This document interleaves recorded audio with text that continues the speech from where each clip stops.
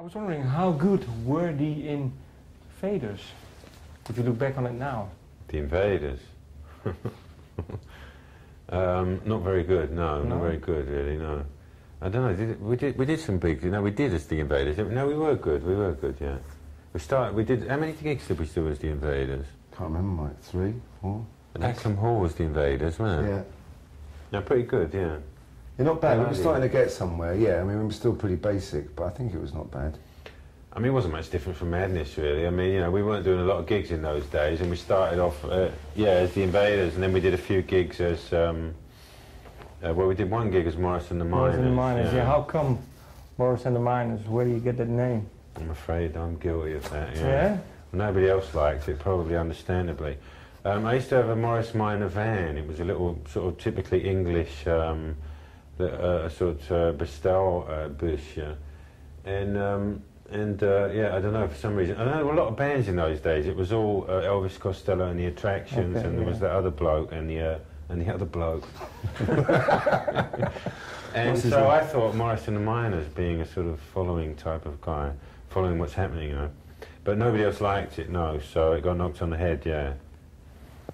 And Chris came up with the name Madness, and everybody immediately sort of said, well, I can live with that, So it sort of stuck, yeah. It was the only sort of name that everybody could, didn't have an objection to.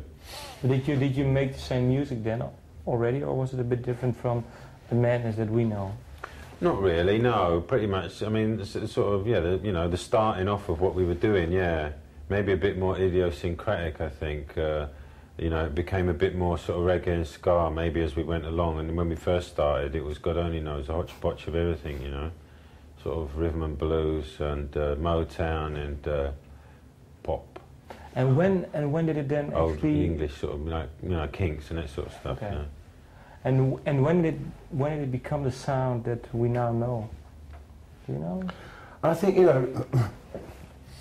Mike has mentioned that those elements were sort of there. A lot of elements, because a lot of the way we sounded, the way we sound is because of the individual musicians, as much as it is the kind of music. I mean, Mike, the way he plays the piano and the way Lee plays the saxophone, I think are quite distinctive, and the way I sing, and so on and so forth, and the way Mark plays the bass, and everyone else in the band.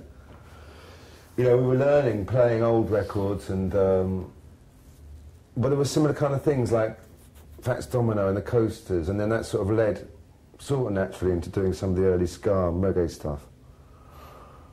And we tended to be a band who, we weren't really heavy with the guitar, maybe, as compared to some rock bands, I don't know. So we had a distinctive sort of sound. But is there one song or one gig you did where you really thought, well, this is maybe the beginning of what...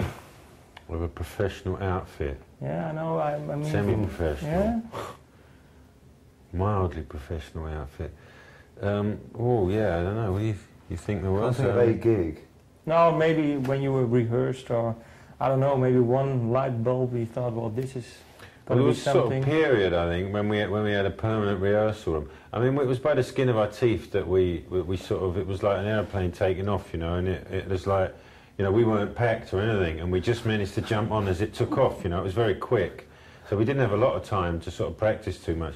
And like the first time we went in the studio, we could barely play our instruments when we did the first song called The Prince, although, amazingly it sounds like a sort of, professional recording.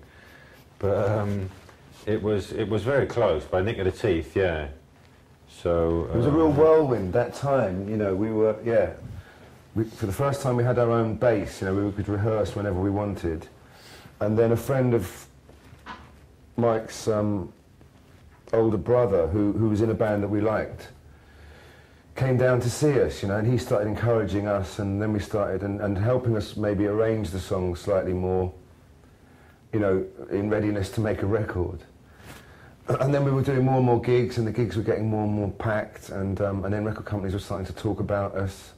Then suddenly the specials came, and then another, and it really exploded, and we were just happened to be right there when it exploded.